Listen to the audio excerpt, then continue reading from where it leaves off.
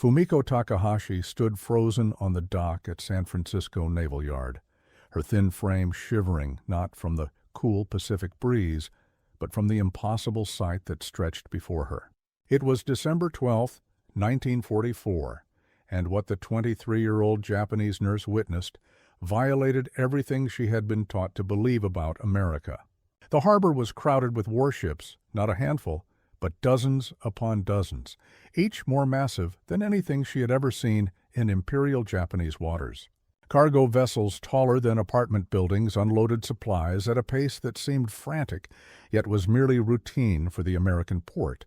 What Fumiko saw that morning defied 23 years of careful indoctrination about the weak, decadent Americans who could never match Japan's spiritual strength and imperial destiny. "Impossible," she whispered in Japanese to Nurse Lieutenant Yuriko Oshiro, standing beside her. "There must be more ships in this single harbor than in our entire combined fleet." Lieutenant Oshiro, captured alongside Fumiko after their hospital ship was sunk in the Philippine Sea, could only nod silently. Their escort, a young American lieutenant who spoke passable Japanese, noticed their shock and smiled without malice. "This is just one port of many," he said simply, the casualness of his remark perhaps the most devastating detail of all. What the Japanese women were seeing was not an extraordinary mobilization, but merely business as usual in wartime America. Fumiko had been raised on stories of American weakness and decadence, of a nation of soft men who could never withstand the pure fighting spirit of the Japanese soldier. Now, as she was led with 73 other Japanese women, mostly nurses and civilian support personnel captured in the Pacific campaigns, toward their temporary processing center, the mathematics of defeat were written in steel and concrete all around her. The truth no propaganda could hide revealed itself in the endless row of Liberty ships being loaded with supplies, the mountains of crates stacked on the docks, and the casual abundance evident even in the workmen's lunchboxes she glimpsed as they passed a break area, each containing more food than her family in Tokyo would see in a week. In that moment, Fumiko understood they had been lied to about everything, and what happened next would shatter 2 decades of carefully constructed beliefs about America, its people, and the true nature of the war that Imperial Japan had so fatefully begun on December 7, 1941. The journey that brought Fumiko and her fellow Japanese women prisoners to American soil began in a world constructed of carefully crafted falsehoods. Since the Meiji Restoration in the late 19th century, Japan had pursued a path of militarization and expansion, driven by a narrative of manifest destiny and racial superiority that intensified during the 1930s. As schoolchildren, Fumiko and her generation had been taught that Japan was a divine nation destined to rule Asia and challenge the corrupt Western powers. America, in particular, was portrayed as Japan's natural enemy, a mongrelized nation of immigrants without spiritual cohesion, material excess without discipline, and industrial might without the will to use it in prolonged warfare. Japanese propaganda depicted Americans as physically soft and morally weak, unwilling to endure hardship and quick to surrender when faced with determined Japanese spirit. Government-controlled newspapers regularly featured cartoons showing buck-toothed, overweight Americans cowering before smaller but spiritually superior Japanese soldiers. Military analysts in Tokyo had calculated that America's production capacity, while admittedly larger than Japan's, would be hampered by inefficiency, labor unrest, and an inability to convert to wartime production quickly enough to matter in the Pacific theater.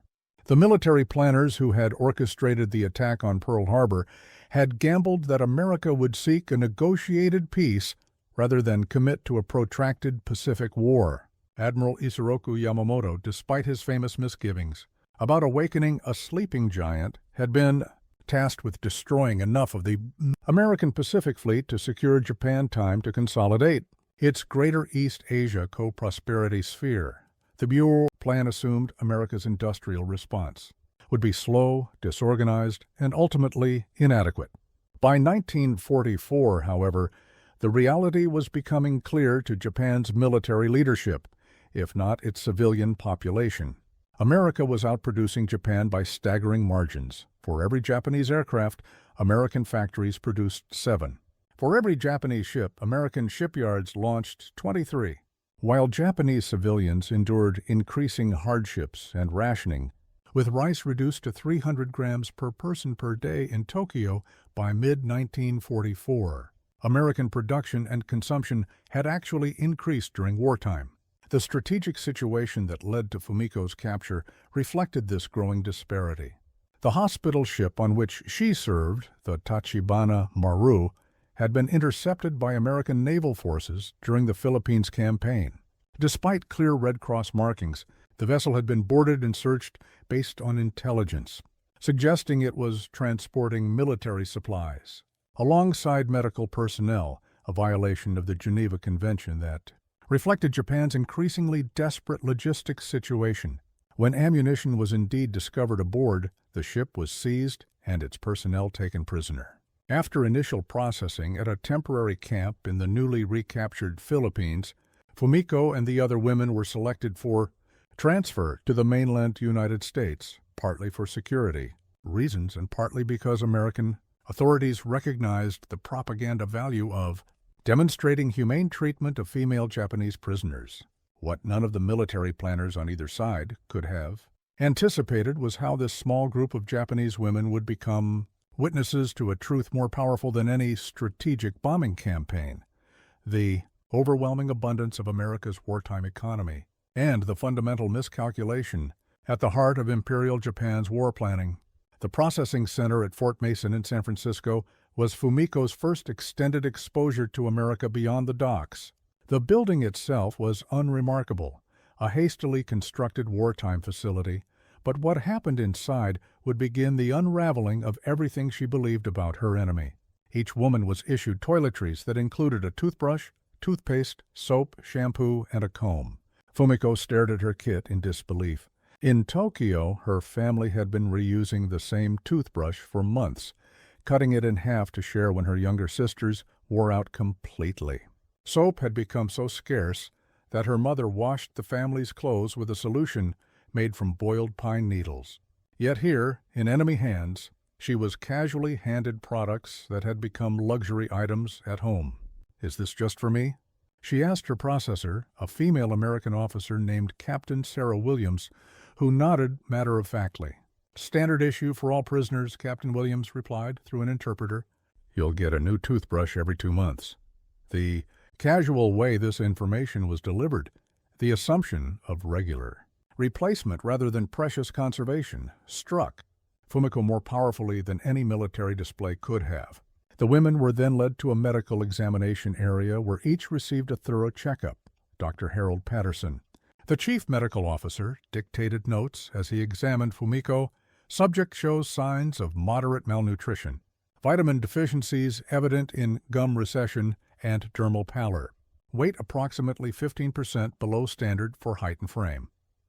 What Dr. Patterson recorded as medical observations were, to Fumiko, revelations. She had considered herself healthy, perhaps a bit thinner than before the war, but no worse than anyone else she knew in Tokyo. The idea that her normal condition registered as malnourishment to American doctors suggested standards of health and nutrition so different as to seem from another world. After medical processing, the women were taken to temporary quarters where each was assigned a cot with 2 blankets, a pillow, and sheets. Lieutenant Miyako Watanabe, a 31-year-old nurse who had served in Manchuria before her capture, sat on her bed and ran her fingers over the cotton sheets in wonder. "I haven't seen white sheets since 1942, she told Fumiko. At the military hospital in Mukden, we were wrapping patients in paper because cloth was too precious to use for bedding. That evening, the women experienced their first American meal as prisoners. They were served in a cafeteria line, receiving trays with portions of beef stew, mashed potatoes, green beans, bread with butter, and apple cobbler for dessert. The serving sizes stunned them. Each woman received more food in this single meal than many had seen in a day or more in recent months. Some, including Fumiko, could not finish their portions, their stomachs having contracted during months of increasingly severe rationing. Sachiko Nakamura, a civilian clerk who had been working at a Japanese naval office in the Philippines, whispered to Fumiko as they ate, "Is this special treatment to impress us?" Their assigned interpreter, a Japanese-American woman named Helen Tanaka, overheard and shook her head. "This is standard prisoner rations," she explained. "Actually, it's the same food the American guards eat." When Sachiko expressed disbelief, Helen shrugged. "There's no point in having different kitchens. It's more efficient this way." That word, efficient, would come to haunt the Japanese women in the days ahead. What they had been told was America's greatest weakness, its wasteful, decadent consumer economy, was revealing itself as its greatest strength. The industrial capacity to produce such abundance, even in wartime, represented a mobilization of resources that Japan simply could not match. 2 days later, the women were transferred to their permanent internment location at Fort Lincoln in North Dakota, chosen for its distance from the coasts and existing facilities that had previously housed German POWs. The train journey itself became another revelation. The women watched through the windows as mile after mile of American countryside rolled past, farmland that seemed to stretch forever, small towns with paved streets and electricity, factories belching smoke into the winter sky. What struck many was the absence of bomb damage or any visible signs of wartime hardship. America's mainland, protected by 2 vast oceans, remained untouched by the destruction that had become commonplace across Asia and Europe. Staff Sergeant Keiko Tanigawa, who had served as an administrator at a Japanese military hospital in the Philippines, pressed her face against the glass as they passed through the Central Valley of California. "Look at the fields," she said to Fumiko and the others nearby. "See how the irrigation systems are all metal pipes? In Kyushu, my father's farm uses bamboo channels he must rebuild after every heavy rain. And look at the tractors, so many machines, so few workers." Indeed, the mechanization of American agriculture was a shock to women who came from a country where many farms were still worked primarily by human and animal power. They passed a field where a single farmer on a massive combine harvester was working land that would have required dozens of laborers in Japan. The implication was clear. Every American farmer freed from manual labor represented another potential factory worker or soldier, a multiplication of human resources that Japan's more labor-intensive economy could not match. As they traveled northeast, the women witnessed America's transportation network, highways filled with trucks moving supplies, railway junctions where dozens of tracks converged in complex patterns, airports where military aircraft took off and landed in practiced formations.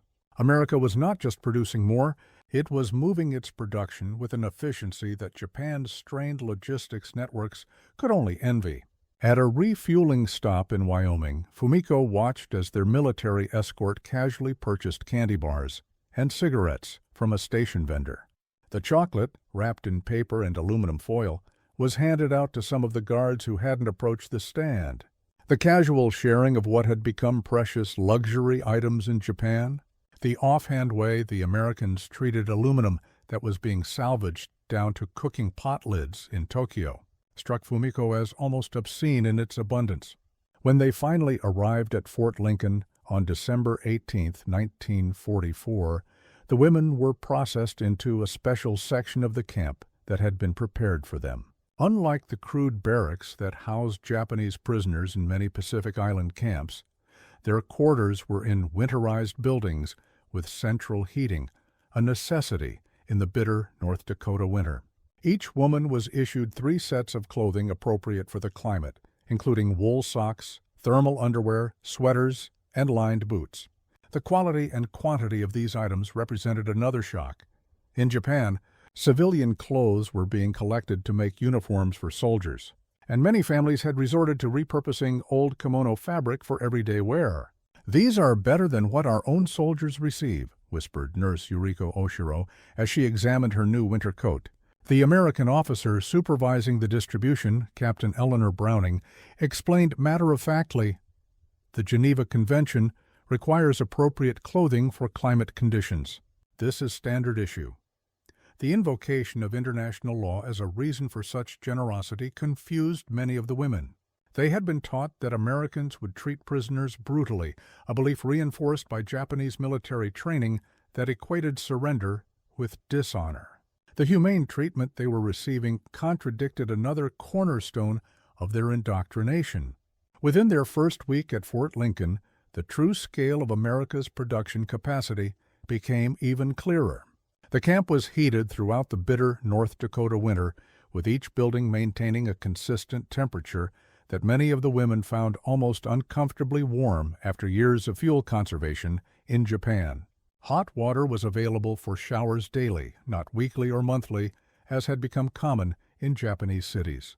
Meals continued to be served in portions that seemed extravagant, with meat appearing almost daily and fresh fruit or vegetables at every meal despite the winter season.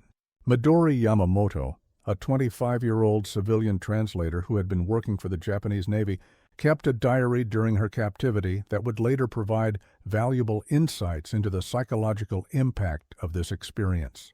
On December 23, 1944, she wrote, "Today I watched an American guard scrape half his meal into a garbage can. When I asked why through our interpreter, he said he wasn't hungry. I wanted to reach into the trash and rescue what he had discarded.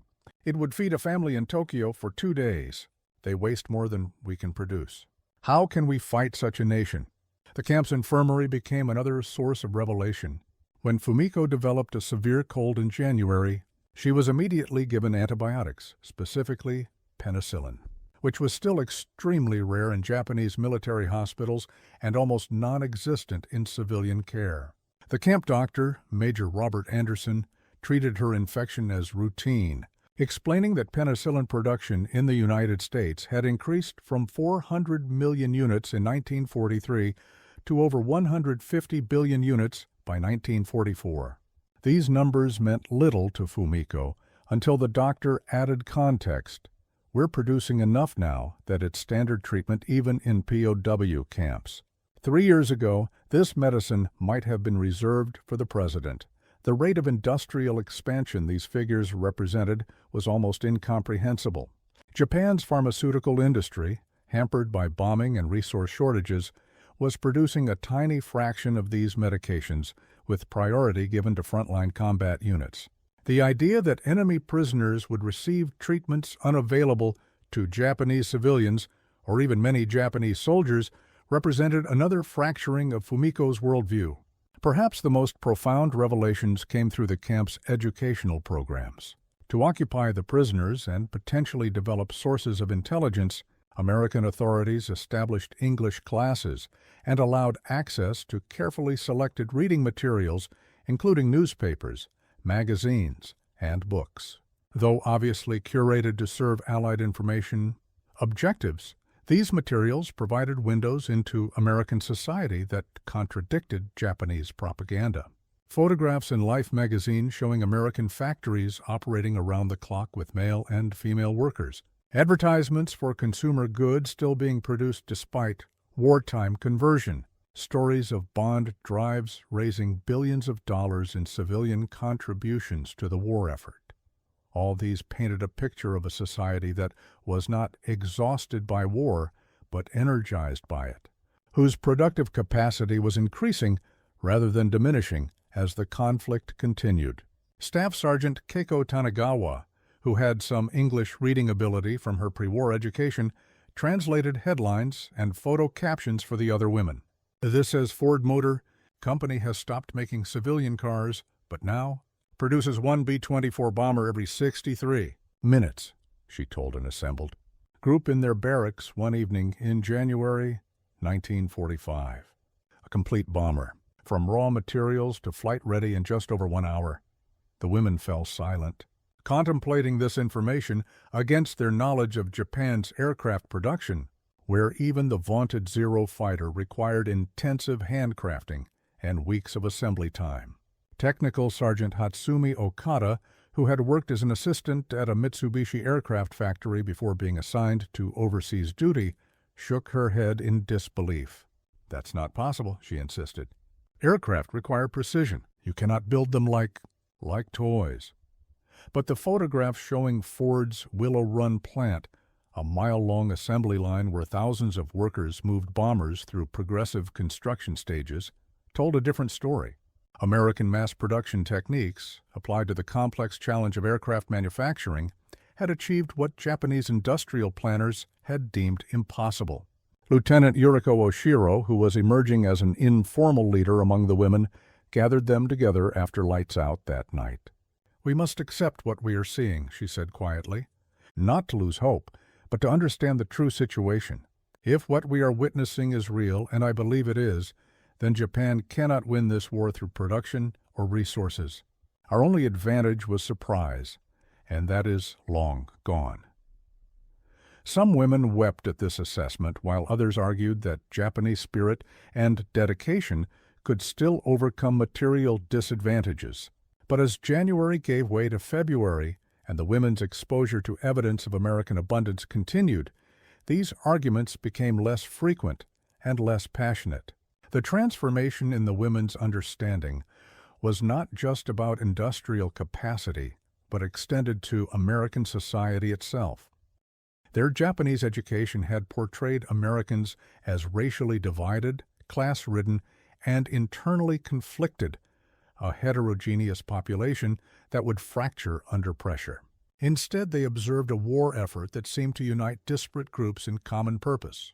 Their guards and camp personnel included Americans of various ethnicities and backgrounds, Italian Americans, Polish Americans, Mexican Americans, and others working together with an ease that contradicted Japanese racial theories.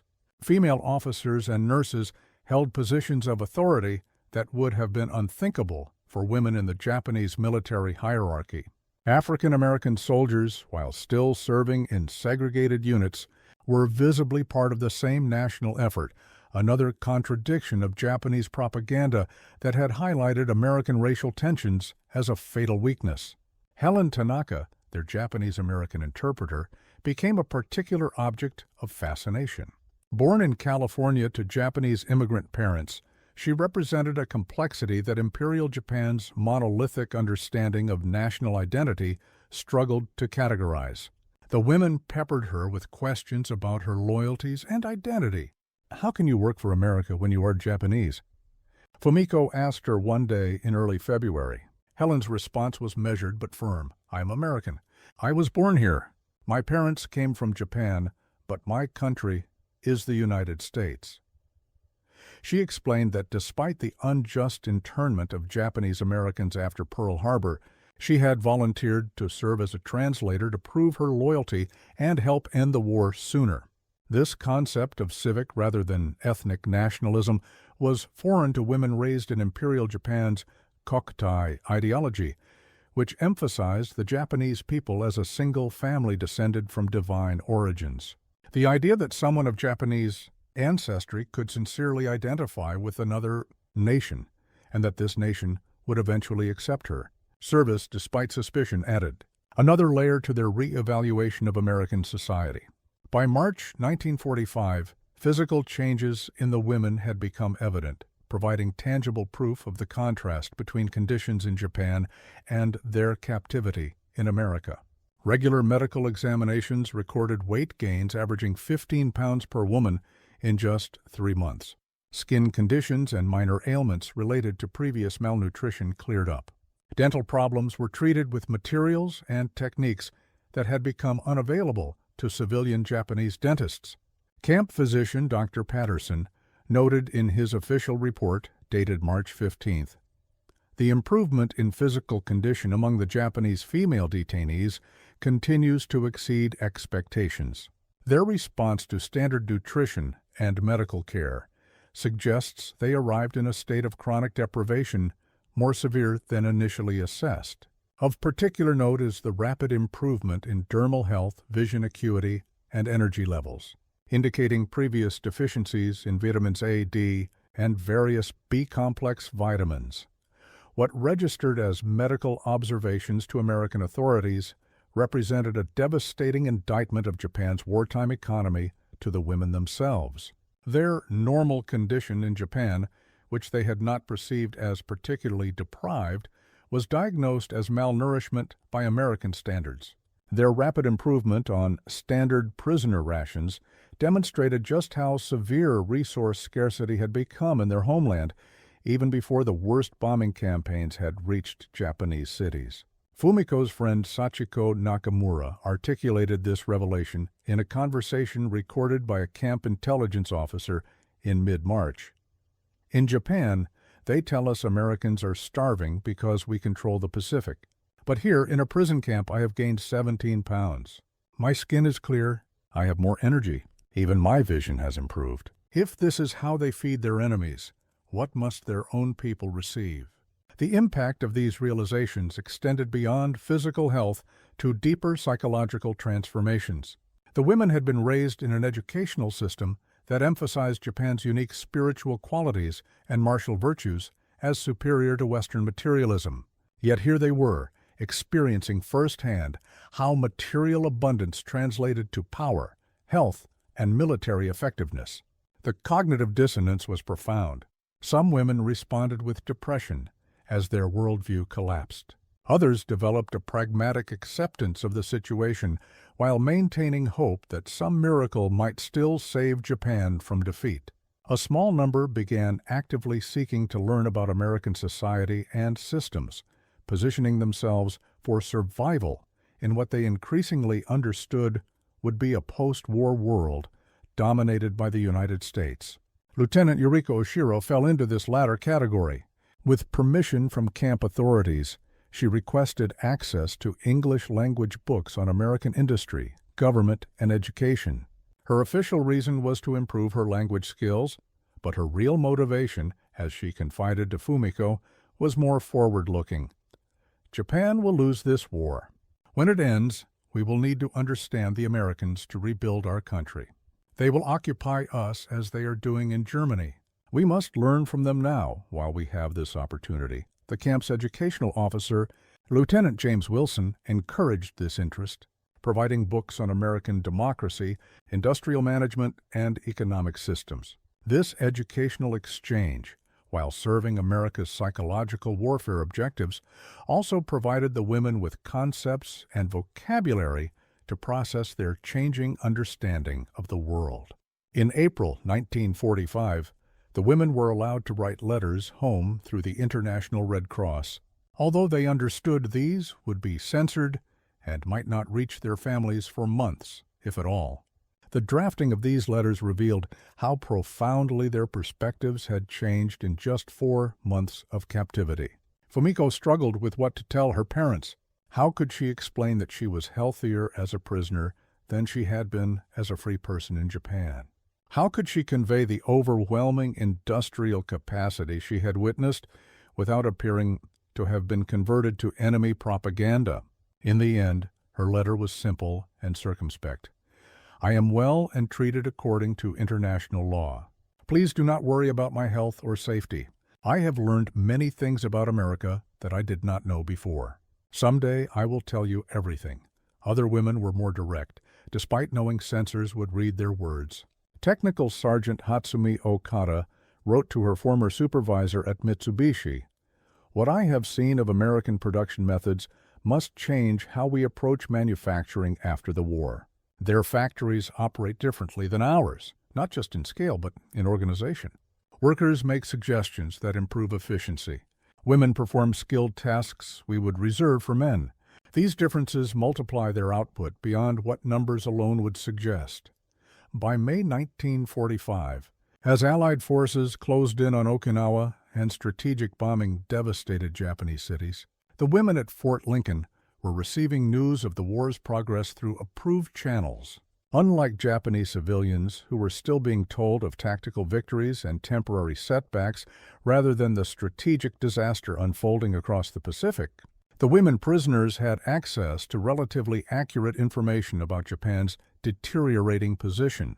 This access to information produced another shock almost as profound as their encounter with American abundance: the realization that Japan's government had been systematically lying about the war's progress. Cities they had been told were successfully defending themselves had fallen months ago. Naval battles reported as strategic withdrawals had been decisive defeats.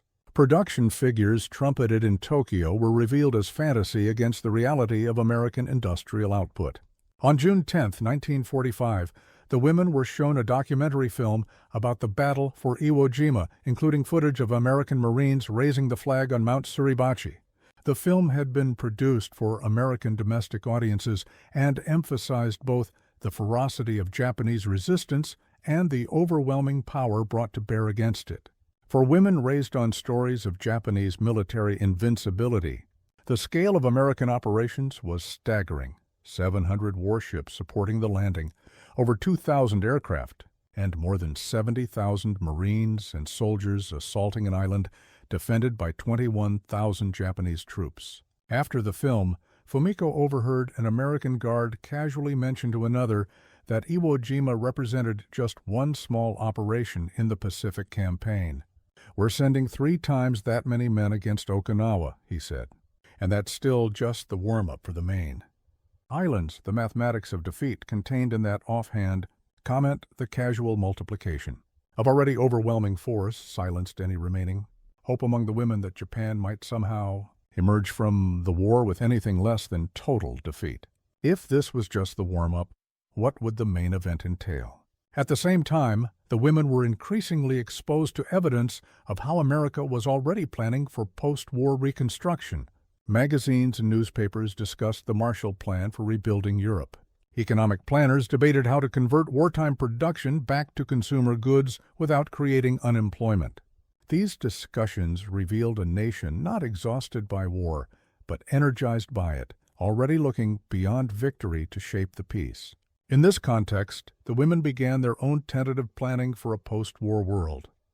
Informal discussion groups formed in the barracks, considering what skills might be valuable in an occupied Japan, what aspects of American systems might be applicable to Japanese reconstruction, how they as individuals might position themselves as bridges between conqueror and conquered. Camp authorities, recognizing the intelligence value of these discussions, allowed them to continue and occasionally introduce topics through Helen Tanaka or other intermediaries. The women were developing perspectives that American occupation planners would find valuable when the war ended. Realistic assessments of Japan's needs and capabilities from educated women who understood both Japanese culture and the nature of their defeat. By July 1945, as the war in Europe had ended and all Allied resources focused on the Pacific, the transformation in the Japanese women's understanding was nearly complete. They had arrived as true believers in Japan's spiritual superiority and America's decadent weakness. After 7 months of direct exposure to American abundance, efficiency, and power, most had accepted the inevitability of Japan's defeat and begun mentally preparing for a post-war world under American influence.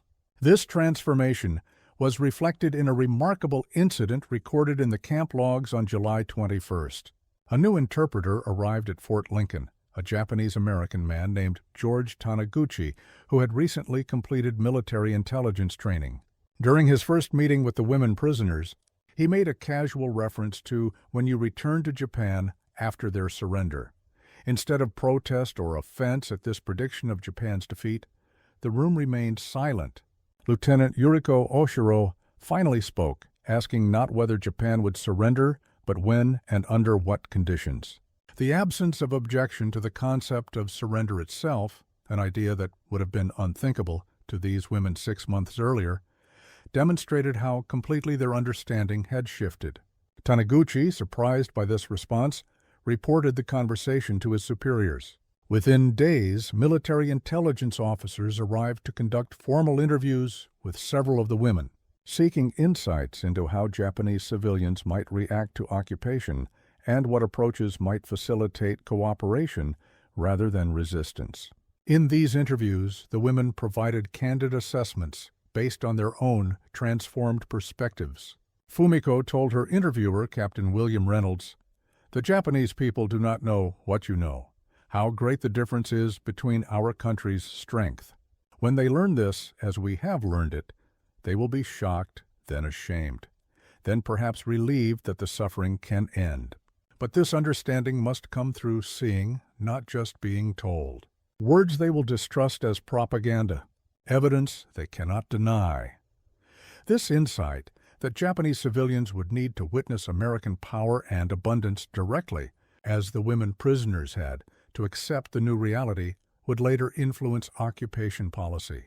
The decision to allow ordinary Japanese citizens to see American military personnel, well-fed and equipped, to witness reconstruction materials and food aid arriving in massive quantities, to experience directly the contrast between wartime propaganda and peacetime reality, drew partly on lessons learned from the women at Fort Lincoln. On August 6th and 9th, 1945, atomic bombs were dropped on Hiroshima and Nagasaki. The news reached Fort Lincoln through official channels, with camp authorities carefully observing the women's reactions. Most received the information with quiet horror, but not surprise. They had already accepted that America possessed overwhelming destructive capacity. The atomic bombs merely confirmed what their experience had already taught them about the disparity between Japanese and American industrial and scientific capabilities.